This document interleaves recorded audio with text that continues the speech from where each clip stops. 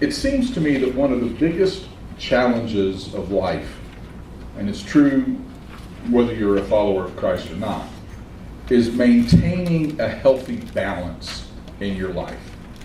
It's like we're on this narrow ledge, and on either side there's a precipice, and it's a struggle to stay, balanced. You hear nowadays, work-life balance. Work-life balance is something that work has created to tell you should be working more and less life, it seems like. But, there's all kinds of the importance of balance, and that's true biblically. The biblical truth is typically a balance. And where you get into error is if you get off on one side or the other, one extreme or the other, instead of the biblical balance. And one of those areas where it's hard to keep a balance is in the area of planning for our lives. You hear people say, if you fail to plan, you're planning to fail. And, you should have a 5-year plan and a 10-year plan and all of these different kind of things. I don't understand that. On the one hand, there are those who want to micromanage every detail of their lives. And if something gets out of whack, they get out of whack. I speak from experience. I used to be that kind of person, that I had to micromanage every 15-minute segment of my day. I knew what I was going to do, and if somebody came into the office with an emergency, or if I got a call that I had to go to the hospital or something, it just messed up my whole day. And I learned that often what I looked at as the interruptions to my program for the day were actually what God had in mind for me to do that day. And I had to learn to relax a little bit about that. But then on the other hand, there are those who say, oh, well, it's up to God anyway, que sera, sera, whatever's going to be, so I'm just going to sit here and let life happen to me. Well, that's not biblical either. The biblical balance is found in the verses we're going to be looking at today. Proverbs chapter 16, verse 3. Commit to the Lord whatever you do, and he will establish your plans. Verse 9.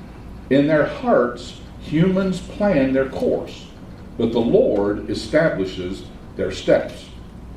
Now, what I want to do, this is what I did in my study of this, is take apart these words and look at the meanings of the words that Solomon uses and kind of expand these verses so that we can get a handle on what Solomon is saying. In verse 3, he says, commit to the Lord. The word commit is an interesting word. It literally means to roll over onto the Lord. And it is a word that was used to describe what happened when you were carrying a heavy burden and it was about to crush you. And somebody stronger came along and you were able to roll that burden onto them so they could carry it. Oh, I love that. Because isn't it true that often we get crushed by the burdens of life and the burden of life?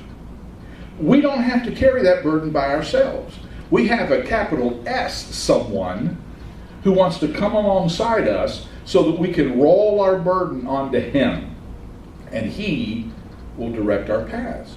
Roll your burden onto him. Commit your way to him. You don't have to carry it by yourself. You don't have to face it by yourself.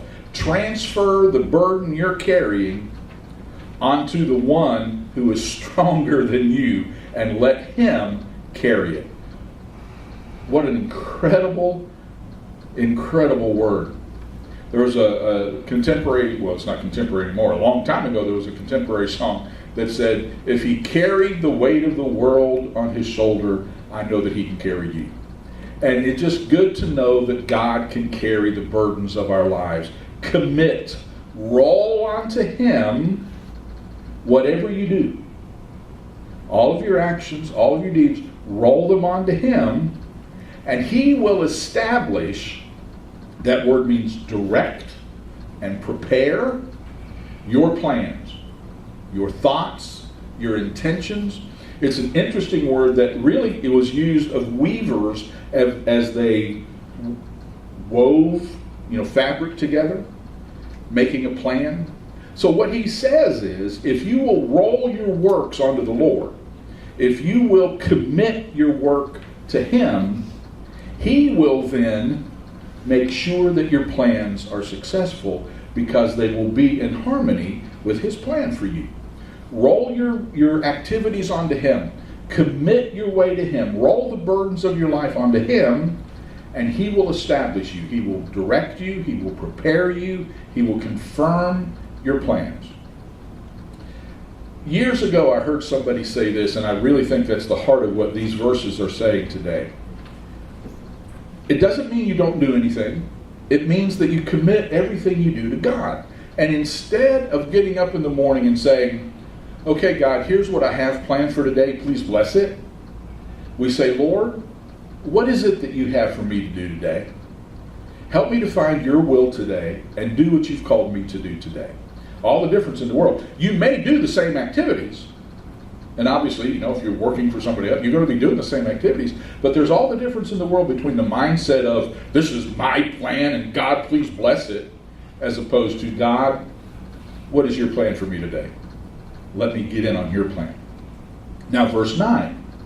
In their hearts, humans plan their course, but the Lord establishes their steps. Again, let's look at this. In our hearts, and you know by now that the Hebrew word for heart means your mind, your will, and your emotions. We plan, that's the same word as the word plans in verse 3, our course. In our hearts, humans plan their course. That word means the daily routines, the daily patterns of life. But the Lord establishes, same word as established in verse 3, He directs it, He prepares it, your steps. The steps of your life will be directed by God as you allow Him to be in charge. The Amplified says, a man's mind plans his way as he journeys through life, but the Lord directs his steps and establishes them. The reason this is so important to grab hold of is because as we are planning our way through life, we can only see so much, but God sees it all. And that's what's important for us to remember. Years ago, when our kids were still young and at home, we decided that we would take them to Whitewater. I don't even know if Whitewater still exists, the water park in Atlanta. Is it still there?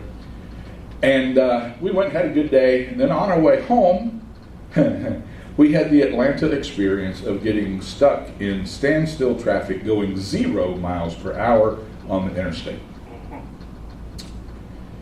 Definition of parking lot. And by the way, this is not part of this story.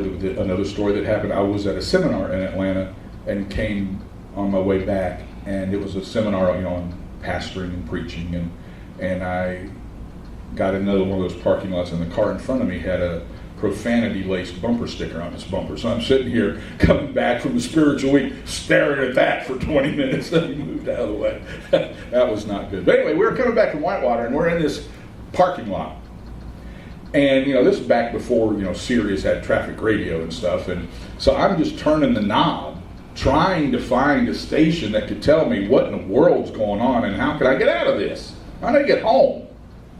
And I found one of the local stations, and they had their traffic guy, and he was up in a helicopter. And he could see everything. And he said, okay, if you're in this area, if you can get over to this lane and get to this exit and take this way, then you can go around it and come back here and you'll be past it. That's good to know. He saw it all. All I could see was the parking lot. And I often think about that when I think about me trying to plan my life. I plan it the best I can, but God's in the helicopter, And not only does He see everything that's going on, He sees it for all eternity. And He knows the plans that He has for us. So James says in James chapter 4, listen, those of you who say today or tomorrow we will go to this or that city and spend a year there and carry on business and make money. You do not even know what will happen tomorrow. What is your life? You're a mist that appears for a little while and then it vanishes. Instead, you ought to say, if it is the Lord's will, we will do this or that. I get taught this lesson periodically by some of my residents in the nursing homes. I'll stop by and say, we're going to have church in 20 minutes. You're going to come by? And one of them will say, if the Lord says so. And what's he saying? If the Lord wills, I'll still be around in 20 minutes, and my plan is to come to church. Now, if these principles that we're looking at from Proverbs 16 sound familiar, it's because we studied them probably a year ago now in Proverbs chapter 3, verses 5 and 6. You probably have at least the gist of those two verses memorized. Trust in the Lord with all your heart. Lean not into your own understanding. And that's exactly what it means. Be confident in the Lord with your heart. Don't lean on your own understanding. Don't trust your own understanding. In all your ways, the King James says, acknowledge. The NIV says, submit to him, and he will direct your paths or make your paths straight. Again, let's look at these words. In all your ways, this is the same as the word course in chapter 16, verse 9. It means the daily routines, the daily path of life. That word means the little things in life. In all your ways, in all your daily decisions, and all the daily path of your life, submit to him, acknowledge him, put him first, and he will direct and make straight your paths, and that word means the big picture.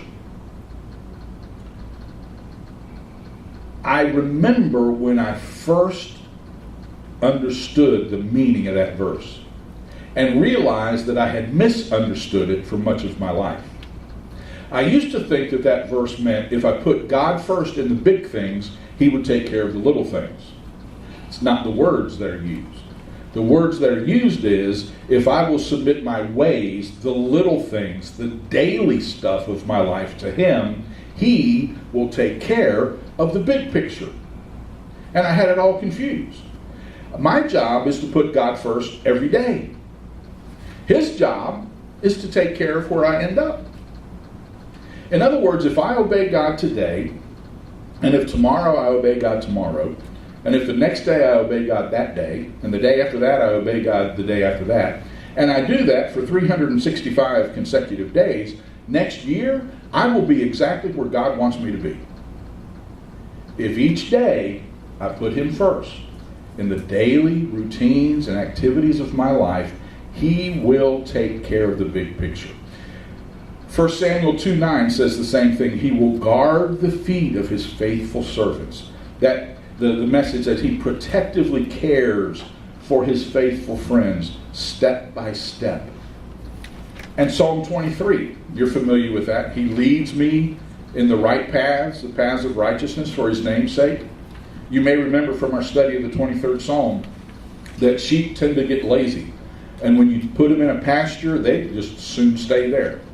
And if the shepherd is lazy too, what happens is the sheep overgraze that pasture.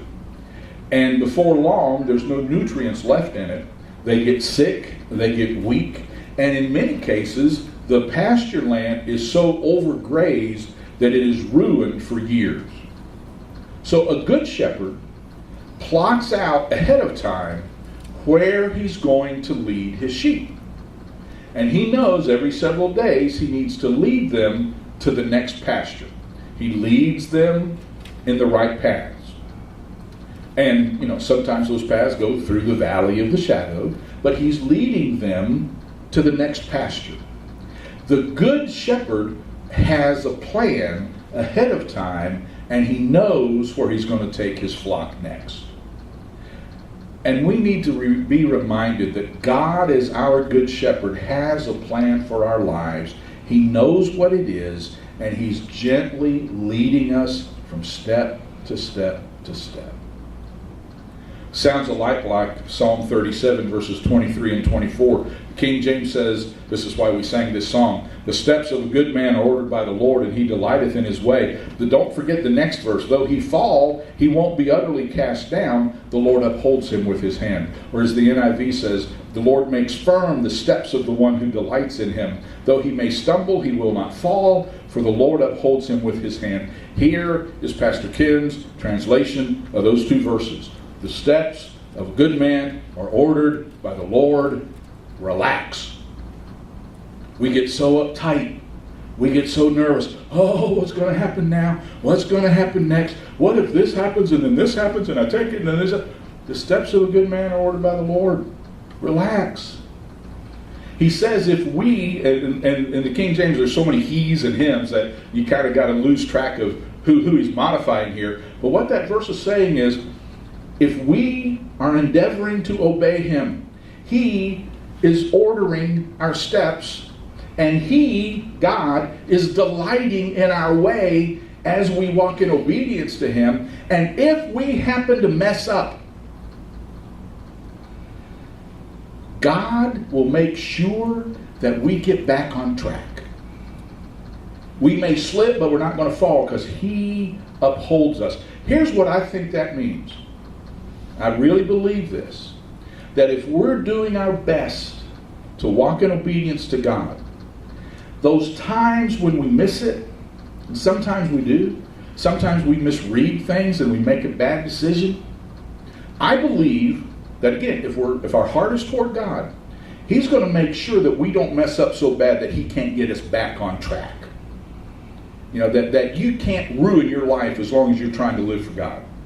He's going to uphold you. And he's going to make sure that even if you slip off the path that he has for you, it won't be irreparable. He will be able to bring you back and accomplish his will for your life. That's an incredible truth.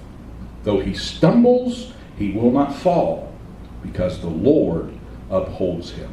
The steps of good people are ordered by the Lord, so relax. And there is a fantastic illustration of this in 1 Samuel chapter 9. If you'll turn there, please. Back toward the back of the Bible. 1st and 2nd Samuel, 1st and 2nd Kings. 1 Samuel chapter 9. To set the stage, we've got to be in chapter 8. Chapter 8, the people of Israel come to Samuel the prophet and say, we want a king like the other nations of the world have a king. Now Samuel has been their spiritual leader, and he's a little offended by the fact that he's not enough for them, and they want a king like the other nations. And in 1 Samuel chapter 8, God basically says to Samuel, they are not rejecting you, they're rejecting me. Get over it and give them the king they want. God gave him a divine Q-tip. Quit taking it personally. You need to write that down somewhere. Because every once in a while we need Q-tips, don't we? Quit taking it personally. God said to Samuel, quit taking it personally. They're rejecting me, not you, so go ahead and give them a king. Chapter 9 starts, and some donkeys get lost. Doesn't seem to have anything to do with Samuel anointing a king, but I got to read this story to you. Please follow along with me in 1 Samuel chapter 9. The first verse introduces us to a man named Kish, and verse 2 said Kish had a son named Saul. This is the Saul that will become the first king of Israel. As handsome a young man as could be found anywhere in Israel, and he was a head taller than anyone else.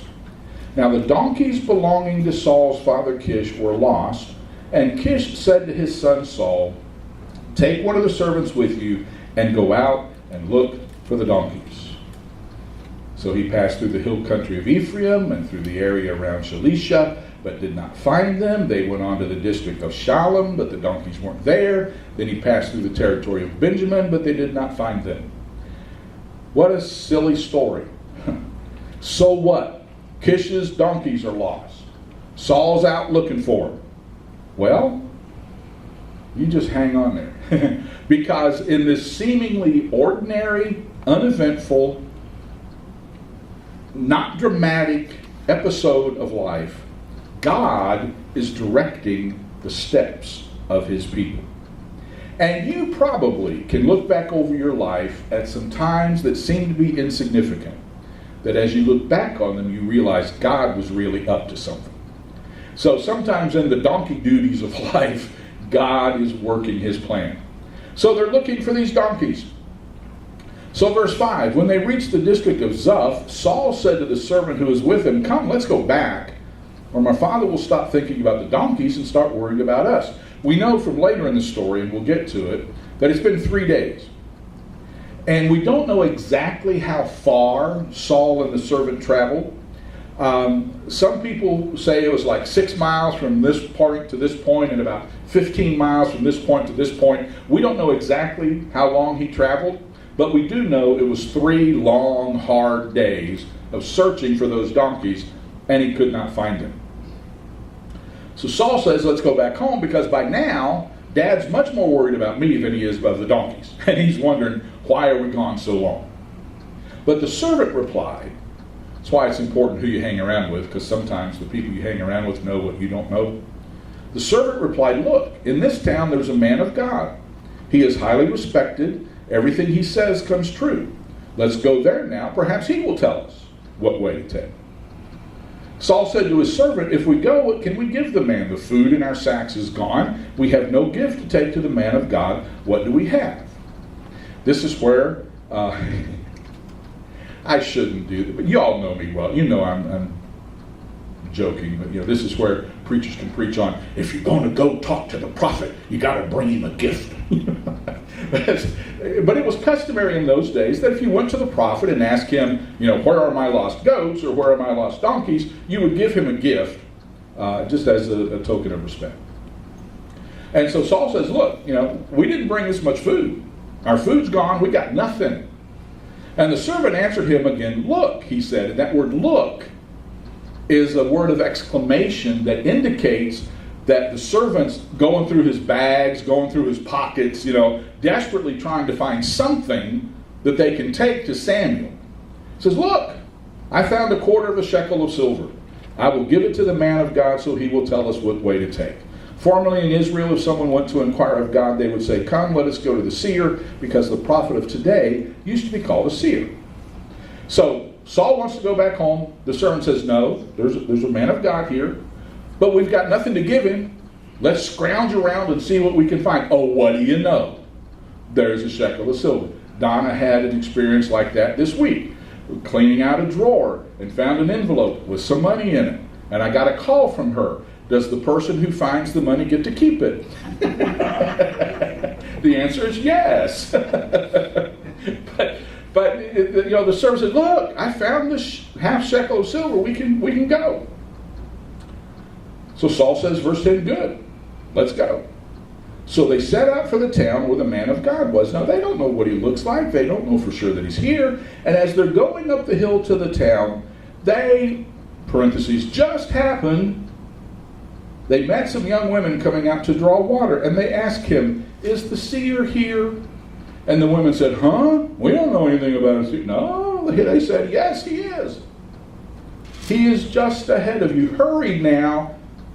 I never saw this until last night. He has just come to our town today. For the people have a sacrifice at the high place. You should be getting some chills or something. Donkeys get lost. Saul has to go find them. God's got to get Saul and Samuel together so that Samuel can anoint Saul to be the king. They don't know each other. They don't live anywhere close to each other. They don't know. If they had gone home yesterday, they'd have missed him. If they'd have gotten to Zuph yesterday, they'd have missed him. If they had gotten there tomorrow, they'd have missed him. Hurry now. He has just come to our town today. For the people have a sacrifice at the high place. As soon as you enter the town, you'll find him before he goes up to the high place to eat. The people will not begin eating until he comes, because he must bless the sacrifice. Afterward, those who are invited will eat. Go up now. You should find him about this time. They went up to the town, and as they were entering it, there was Samuel coming toward them on his way to the high place. Now, the day before Saul came, the Lord had revealed this to Samuel. About this time tomorrow, I'm going to send you a man from the land of Benjamin. Anoint him ruler over my people Israel. He will deliver them from the hand of the Philistines. I have looked on my people, for their cry has reached me. And when Samuel caught sight of Saul, the Lord said, this is the man I spoke to you about. He will govern my people. Did you catch that? Is the seer here? Is the prophet here? Yeah, he just got here today. The day before, God says to Samuel, tomorrow about this time, I'm going to introduce you to the man you're going to anoint to be the king. So far, donkeys have gotten lost. They find this forgotten silver coin in a pocket. They meet some women who just happen to know where Samuel is. And Samuel just happens to have just gotten to town. No, there's no just happens when the steps of good people are ordered by the Lord. God has already spoken to Samuel and said, tomorrow about this time, you're going to meet the guy to anoint to be the king. And I just got to tell you that in the exact same way, God is at work in your life. The steps of good people are ordered by the Lord. Relax. So verse 17, Samuel catches sight of Saul, and the Lord says, this is the one I told you about. Saul approached Samuel in the gateway and said, would you please tell me where the seer's house is? And Samuel says, that's me. I'm a seer. Go up ahead of me to the high place, for today you're to eat with me, and in the morning I will send you on your way and tell you all that is in your heart. As for the donkeys you lost 3 days ago, don't worry about them. They've been found. And to whom was all the desire of Israel turned, if not to you and your whole family? Why? And Saul says, I'm just a Benjamite. And they have their meal, and the next day Samuel sends everybody away except Saul and anoints him, chapter 10, to be the king. Now, did you catch what happened there? Some donkeys got lost, and God used that to get Samuel and Saul together. Now, I do not believe that God went down in the middle of the night and broke the fence so the donkeys could get loose. I don't believe that. He may have. I don't think he did. If the donkeys had stayed home, God, who is relatively creative, would have come up with another way to get Samuel and Saul together. The point of this lesson is, in all your ways acknowledge him. He'll direct your paths. Again, in all your ways, the daily routines, the daily responsibilities of life, put God first. He'll take care of the big picture. Saul, if you'll obey your daddy and go chasing after those donkeys, God's going to make you anointed to be the king over Israel. Now let me just talk to you a little bit. I had no idea when I had looked ahead and scheduled this sermon for this week. I had no idea that we would be in the transitional thing that we're in as a congregation. But oh my, are we living the truth of this verse, of this passage. Donna can tell you that for months, almost a year, I've been telling her it's getting time for us to downsize. It's getting time, we just don't need all this space, and just as a matter of stewardship, it's getting time for us to downsize. Back in March, or 8 March, I believe it was, I approached the business center and said I would like to renew another year, and that will give me a year to kind of figure out where to go from here and take our time and consolidate and do all those kind of things. And she said, okay. And then, as you know, 2.5 weeks later, I call her back and say, what's going on? And she says, well, we think we have somebody else that's going to move into your space and pay us twice what you're paying. Oh, okay. And I've kept you up to date on the story. And finally, she calls and says, yeah, the guy wants it. You've got to the end of September to get out. So the Lord's timetable was obviously a year different than mine. But here's the thing. It hit me that, is Samuel here? Yeah, he just got here today.